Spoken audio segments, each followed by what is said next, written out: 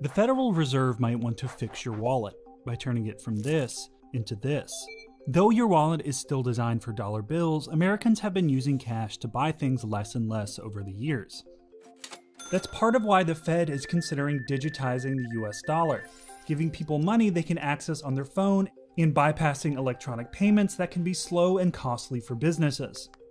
Some see this as a necessary upgrade to the US financial system, but others worry it could potentially upend commercial banking. There are some very, very difficult questions to answer, but I think we are engaged in a serious program to understand both the technology and the policy issues. A central bank digital currency, or CBDC, is exactly what it sounds like, a purely digital form of a country's money issued by its central bank that people can use just like cash. It's true that cards and apps already allow for electronic payment, but behind the scenes, these financial transactions involve several steps, settling payments over a patchwork of systems. The plumbing of the system is still based on a cash system. Josh Lipsky is the director of the Atlantic Council's Geoeconomic Center and says the US financial system is still pretty old school when it comes to moving money around. It's based on banks talking to banks saying, hey, I need you to transfer this to me. We've updated some of that over the years, but if you were to look back, a lot of it dates back to the 1950s and before, and that's not a great way to run a modern global economy. After a debit card is swiped, the transaction can flow through several entities including point-of-sale systems, payment networks like Visa and MasterCard, your bank, and the merchant's bank. The system can take up to 3 days to move money between accounts, and often comes with transaction fees that can weigh heavily on small businesses, who experts say may have to pass the cost onto customers or put restrictions on card usage. These extra costs can limit their revenues and customer base.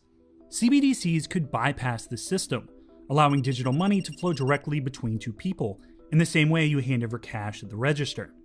One method the Fed is considering is issuing digital wallets to Americans directly, or through commercial banks or other financial service providers. The digital dollars themselves would be no more than computer code, possibly stored on a central ledger at the Fed or on a distributed ledger like many cryptocurrencies. When you use your wallet to pay for something, the Fed would take the digital cash out of your wallet and deposit it into the merchants, simplifying the process and doing it without fees.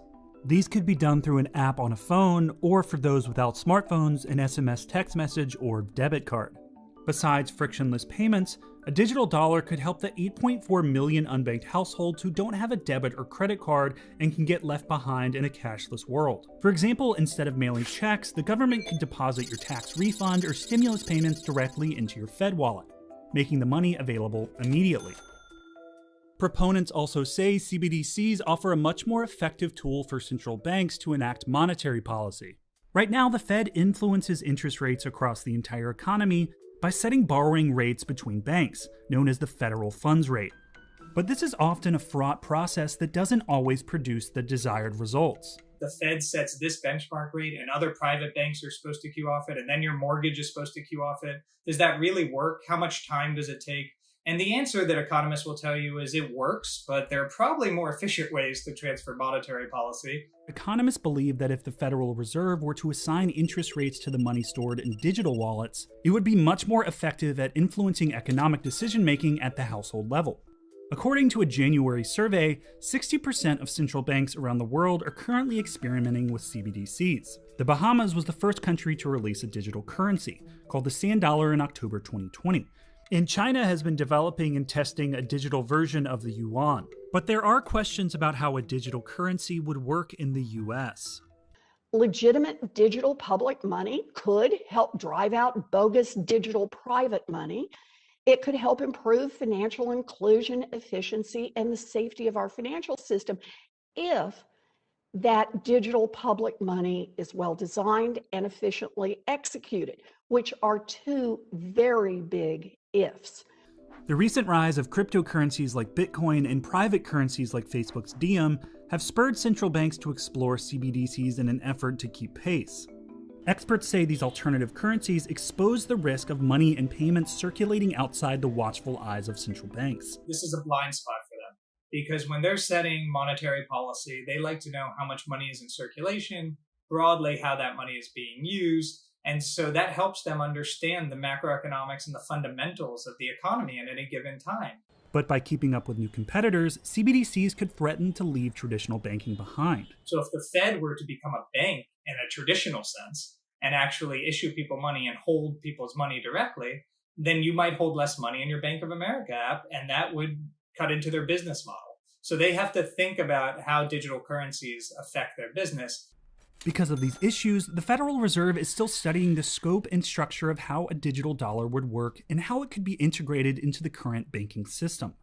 The Fed doesn't want to start dealing with 300 million customers overnight. They're not equipped to do that. So you don't want to call up the Fed at midnight and say, I forgot my password. This is not something the Fed wants to be doing or can do. So they need to think about who to work with to deliver digital dollars. The Fed would also have to tackle privacy concerns over how anonymous digital dollar payments should be, and whether the money should be restricted to specific transactions or programmed to expire after a certain time period to encourage spending.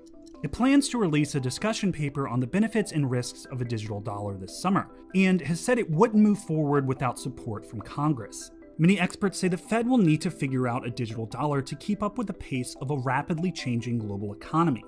What that looks like remains to be seen, but it could mean using this a lot less.